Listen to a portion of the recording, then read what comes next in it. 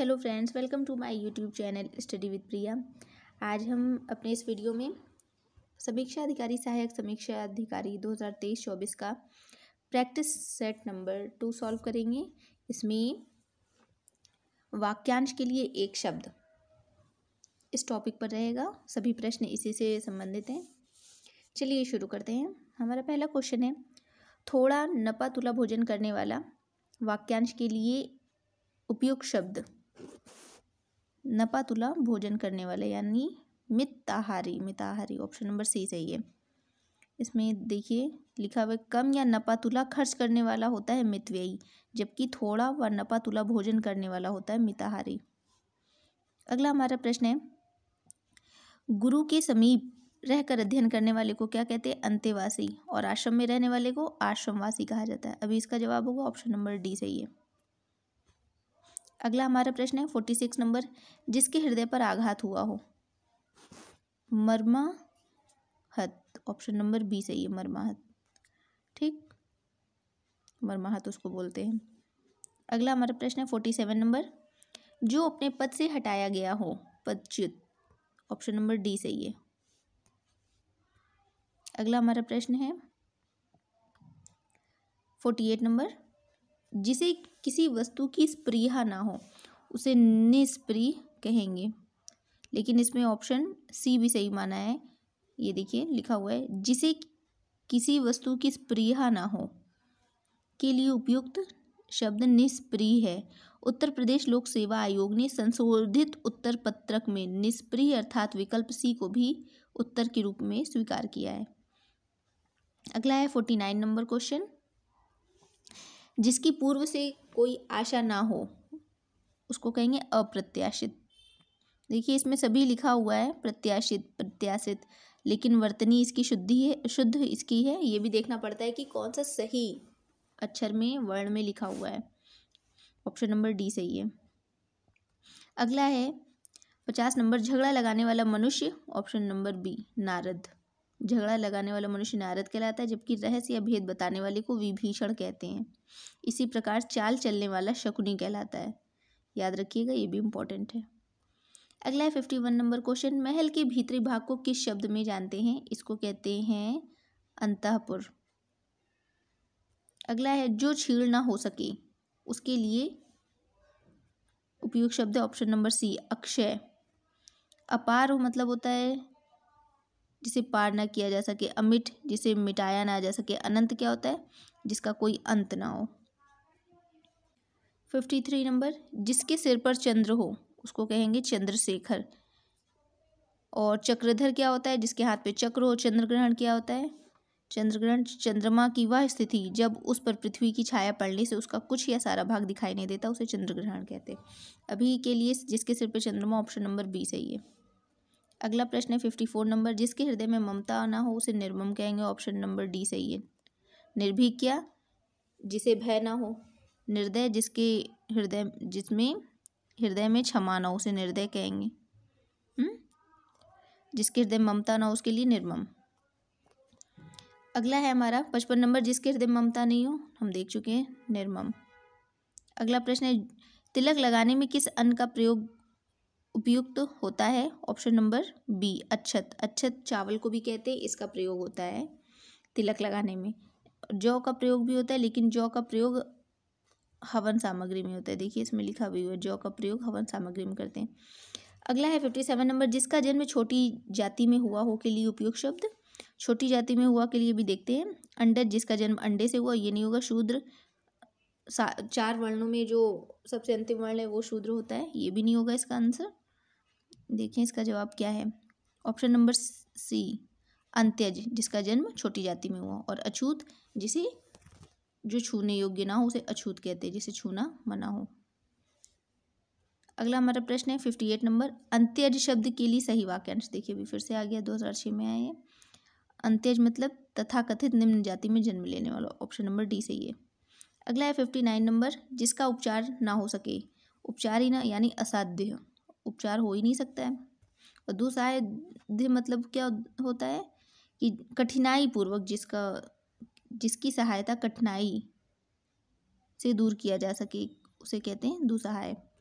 अगला है जिसका उपचार श्रम से हो, श्रम साध्य, जबकि साधन से रहित के लिए है साधनहीन। और इसमें क्या विकल्प हमारा सही है? जिसका उपचार ना हो सके के लिए असाध्य, ऑप्शन नंबर बी सही। अगला हमारा प्रश्न है, वीर पुत्र को जन्म देने वाली वाक्यांश के लिए एक शब्द। वीर प्रसू क्या है? वीर प्रसू इंपॉर्टेंट है। वीर स्त्री के लिए शब्द वीरांगना होता है। वीर पुत्र को जन्म देने वाली के लिए पुत्र को जन्म देने वाली के लिए पुत्रवती, और वीर बहू के लिए वीर बहुरी। अगला हमारा प्रश्न है 61 नंबर 61, शक्तिशाली, दयालु, शांतिधीर और योद्धा नायक के लिए एक शब्द। ऑप्शन नंबर सी धीरोदात्त। देखिए इसमें धीर ललित लिखा हुआ है, जिसमें ललित कलाओं का प्रेमी व शूरवीर हो, किंतु ललित कलाओं का प्रेमी नायक के लिए शब्द है धीर ललित। जबकि धीरोदत्त क्या होता है? धीरोदत्त है शूरवीर किंतु अभिमानी नायक के लिए होता है धीरोदत्त। ठीक, तो शक्तिशाली, दयालु, शांत, वीर, योद्धा नायक के लिए धीरोदात्त। ये वर्तनी का है खेल, थोड़ा इसको समझिए, उसमें अर्थ होते हैं। आपको धीरे धीरे देखते देखते समझ में आने लग जाएगा। अगला हमारा है, वह नायिका जो अपने पति के परदेश में होने के कारण दुखी हो गई हो, उसे कहेंगे वियोगिनी। इसमें लिखा है और भी प्रोषित पति का, विरह, विदग्धा, खंडिता, इनका भी इसमें एक्सप्लेनेशन है। वह स्त्री जिसका पति रात में दूसरी स्त्री के पास रह के आया हो, शब्द के लिए क्या है? खंडिता है। जबकि विरह में जलने वाली स्त्री के लिए क्या है? विरह विद्धता। और इसके साथ ही एक जिस स्त्री का पति विदेश चला गया हो, उसके लिए होता है प्रोषित पति का। लेकिन वह नायिका जो अपने पति के परदेश में होने के कारण दुखी हो, उसे वियोगिनी कहते हैं। अगर सिर्फ लिखा रहता है कि पति परदेश चला गया है तो होता प्रोषित पति का, लेकिन ऑप्शन इसमें सही होगा बी ऑप्शन इसका सही होगा। अगला हमारा है 63 नंबर, खाद्य सामग्री जो यात्रा के समय रास्ते में उपयोग के लिए दी जाती है, उसे बोलते हैं पाथेय। स्वल्पाहार मतलब थोड़ा आहार होता है, स्वयं के लिए आहार जो थोड़ा हो, इसलिए नहीं होगा, और पाथेय होगा। पाथेय का मतलब होता है खाद्य सामग्री जो यात्रा के समय रास्ते में उपयोग के लिए दी जाती है। अगला देखते हैं, आधी रात का समय, इसके लिए होगा निशीथ।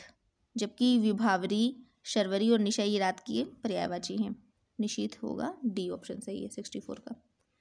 अगला हमारा प्रश्न है 65 नंबर, जिसके पास कुछ भी ना हो, वाक्यांश के लिए एक शब्द, उसका होता है किंचित। किंचित मतलब जिसके पास अकिंचित, जिसके पास कुछ भी ना हो, अकिंचित होता है। ऑप्शन नंबर ए सही है, जिसके पास कुछ भी ना हो। और किंचित का अर्थ होता है कुछ या थोड़ा, जिसके पास थोड़ा हो उसको कहेंगे किंचित। अकुंचन का अर्थ सिमटना होता है। अलभ्य उसे कहते हैं जिसे प्राप्त ना किया जा सके। अगला हमारा प्रश्न है, जिसके पास कुछ ना हो उसको कहेंगे अकिंचन। ऑप्शन नंबर बी कितनी बार आ चुका है, ये 2006 में आया, 2002 में आया था, फिर 2010 में भी आया, अब फिर आया है देखिए ये 2016 में और 2014 में। जिसके पास कुछ ना हो, अकिंचन, अब तो याद ही हो गया होगा अकिंचन। अगला है 68 नंबर, जिसे बुलाया ना गया हो, ऑप्शन नंबर सी अनाहुत। जिसे बुलाया ना गया हो उसके लिए अनाहुत शब्द प्रयुक्त होता है। अगला है, मोक्ष की इच्छा रखने वाले को क्या कहते हैं? मुमुक्षु कहते हैं। इसमें नहीं दिया। योगी क्या होता है? जो योग में रहते हैं वो योगी होते हैं। मुक्तकामी जो काम से मुक्त होते हैं। तो ये तो मोक्ष की इच्छा रखने वाले हुए ही नहीं। देखते हैं, ये देखिए ऑप्शन नंबर हमारा सी सही है, मुमुक्षु, मोक्ष की इच्छा रखने वाले। और तपस्वी किसे कहते हैं? तप में लीन रहने वाले को तपस्वी कहा जाता है।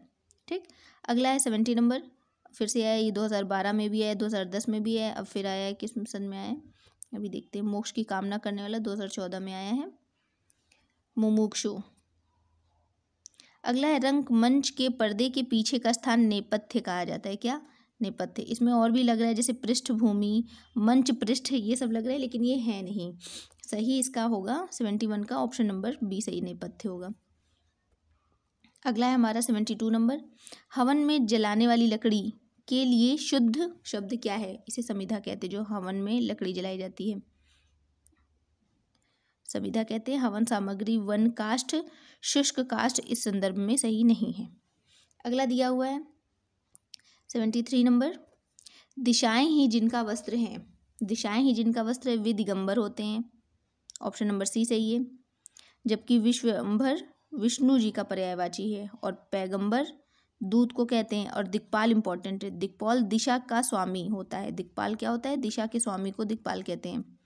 और दिशा ही जिनका वस्त्र वे क्या है? दिगंबर। ऑप्शन नंबर सी सही है। अगला हमारा प्रश्न है, जिसका जन्म कन्या के गर्भ से हुआ हो उसे क्या कहते हैं? कानीन। ऑप्शन नंबर बी सही है इसका, कानीन कहते हैं। वन में लगने वाली आग वाक्यांश के लिए एक शब्द, वन में लगने वाली को दावाग्नि कहते हैं। क्या? दावाग्नि। ऑप्शन नंबर बी सही है। बड़वाग्नि क्या होता है? समुद्र में लगने वाली आग। बड़वा को समुद्र होता है, अग्नि मतलब आग, समुद्र में लगने वाली। विरह अग्नि मतलब कि विरह में जलने वाली आग को विरह अग्नि कहते हैं। जठराग्नि मतलब पेट की आग को जठराग्नि कहते हैं। बहुत ही इंपॉर्टेंट है। अगला है हमारा, फिर से देखिए कि पेट की अग्नि कितनी बार आ चुका है। 1 2 3। जठराग्नि को कहते हैं पेट की अग्नि। ऑप्शन नंबर सी सही है। अगला हमारा क्या है 77 नंबर, जो युद्ध में स्थिर हो युधिष्ठिर। ऑप्शन सी सही है। अगला है, जो हमेशा रहने वाला है उसे क्या कहते हैं? शाश्वत कहते हैं। ऑप्शन नंबर ए सही है। जो हमेशा रहने वाला है उसे क्या कहते हैं? शाश्वत। 78 नंबर। इसमें देखिए ऑप्शन नंबर ए दिया है, जो हमेशा रहने वाला उसे क्या कहते हैं? शाश्वत कहते हैं। अनवरत भी दिया हुआ था। अनवरत का अर्थ लगातार होता है, जबकि जिसे कोई रोक ना सके अप्रतिहत, ये लिखा हुआ है ना। अप्रतिहत का क्या मतलब है? जिसे कोई रोक ना सके उसे क्या कहते हैं? अप्रतिहत। और आजीवक क्या है? आजीवक एक संप्रदाय है। इस प्रकार से हमारा जो हमेशा रहने वाला है उसका आंसर हुआ शाश्वत। अगला हुआ 79 नंबर क्वेश्चन, जिस पुरुष की पत्नी साथ नहीं है वाक्यांश के लिए एक शब्द। जिस पुरुष की पत्नी साथ नहीं है उसका होगा विपत्नीक। क्या होगा? विपत्नीक। ऑप्शन नंबर डी सही है।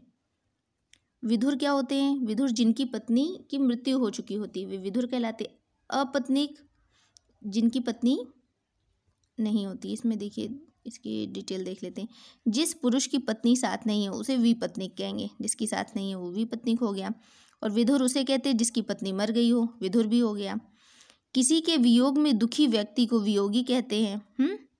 और जिसकी पत्नी ना हो उसे अपत्नीक कहते हैं। जिसकी पत्नी ही नहीं है उसे अपत्नीक, जिसकी साथ नहीं है उसको विपत्नीक, जिसकी मृत्यु हो गई उसको विधुर कहेंगे। अब आपको क्लियर हो गया होगा। 80वां नंबर क्वेश्चन है, जिस पेड़ के पत्ते झड़ गए हों उसको अपत कहते हैं। क्या? अपत। जिस पेड़ के पत्ते झड़ गए हों उसे अपत कहते हैं। यद्यपि इसके लिए पत्रहीन भी एक शब्द हो सकता है। देखिए इसमें एक्सप्लेन किया, वो पत्रहीन भी हो सकता है ये भी, लेकिन किंतु सर्वाधिक उपयुक्त शब्द कौन सा है? अपत है। उपयुक्त शब्द हमारा कौन सा है? अपत। और गिरा हुआ पत्ता को क्या कहते हैं? प्रपर्ण कहते हैं। इसमें दिया हुआ देखिए प्रपर्ण। तो हमारा आंसर क्या हो गया? अपत। जिस पेड़ के पत्ते झड़ गए हैं अपत कहलाता है। अगला हमारा है, तैरने की इच्छा को क्या कहते हैं? तितीर्षा कहते हैं उसको। तैरने की इच्छा वाले को क्या कहते हैं? तितीर्षा। अगला है 82 नंबर, हाथी के पीठ पर रखे जाने वाला आसन क्या कहलाता है? हौदा। क्या कहलाता है? हौदा। अभी और इसके बारे में थोड़ा सा हम देख लेते हैं। इसमें काफ़ी अच्छे शब्द हैं जो हमें नहीं पता हैं, आपको भी नहीं पता होंगे। लिखा है, हाथी की पीठ पर रखे जाने वाला आसन शुद्ध शब्द हौदा है। घोड़े की पीठ पर रखे जाने वाली गद्दी को क्या? जीन कहा जाता है, जो घोड़े के ऊपर गद्दी होती है। और घोड़े आदि की पीठ को कसने वाली जीन को काठी कहा जाता है। जिससे उसके ऊपर जो गद्दी रखी गई हो उससे उसको कसा जाता है, उसे काठी कहते हैं। और लोहे के जाल से बना कवच जिसे युद्ध के समय पहना जाता है उसे बख्तर या बख्तरी। देखिए बख्तर, काठी, जीन सब मिलता जुलता दिया हुआ है। अब सबका अलग अलग मतलब हम समझ गए हैं, तो हम समझ गए हैं कि हमें हमारा आंसर बी होगा, हाथी की पीठ पे रखे जाने वाला आसन हौदा। अगला है, जो प्रमाण से सिद्ध ना हो सके के लिए एक शब्द, जो प्रमाण से, उसे अप्रमेय कहेंगे। Option number B. इसमें देखिए अप्रमाणित भी होना चाहिए, लेकिन देखिए इन्होंने क्या किया है, इन्होंने क्या बताया, ये देखिए, जो प्रमाण से सिद्ध ना हो सके के लिए एक शब्द अप्रमेय है। ठीक। जिसे प्रमाणों से सिद्ध ना किया गया हो के लिए एक शब्द अप्रमाणित। ठीक। और जबकि जो मापा ना जा सके के लिए अपरिमेय और अपरिमित दोनों होता है। डॉक्टर हरदेव बाहरी के हिंदी शब्दकोश में अप्रमेय शब्द का प्रयोग जिसे मापा ना जा सके में के लिए किया गया है। अनप्रमाणित में व्याकरण दृष्टि से दोहरे अन और अ उपसर्ग का प्रयोग अनुपसर्ग का प्रयोग हुआ है अर्थात अप्रमाणित, अतः विकल्प बी सही है। ठीक है, हम फिर से देख लेते हैं हमारा विकल्प बी क्या है, अप्रमेय है जो प्रमाण से सिद्ध ना हो सके। यूपी पीसीएस में 2014 में आया था ये प्रश्न और दोबारा भी ये आया है, देखिए इसमें भी आया है, इस सन में भी,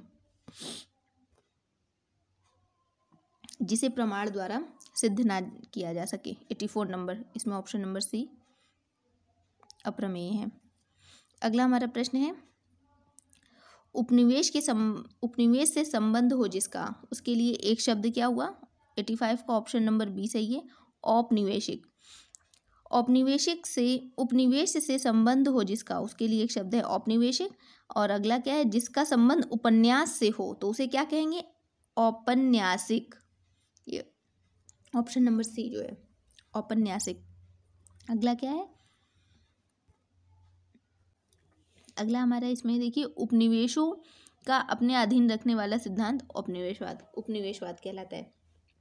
तो इसमें देखिए थोड़ा थोड़ा कैसे कैसे एक ही शब्द के दो दो विकल्प दिए हुए हैं। ऐसा बच्चों के छात्रों के साथ नहीं करना चाहिए, उन्हें एक सही विकल्प देना चाहिए।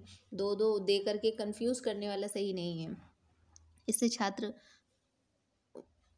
विचलित हो जाते हैं कि इसका आंसर क्या होगा, हमारा 1 नंबर कट जाएगा। अगर हमने कर भी लिया तो हो सकता है माइनस मार्किंग होती है तो माइनस में हो जाएगा नंबर। तो ये आयोग को ध्यान देना चाहिए, इस तरीके से गलत प्रश्न या उसके ऑप्शन नहीं देने चाहिए। कोई नहीं, चलिए प्रैक्टिस करते रहिए, प्रैक्टिस से आप परफेक्ट बनेंगे। चलिए, धन्यवाद।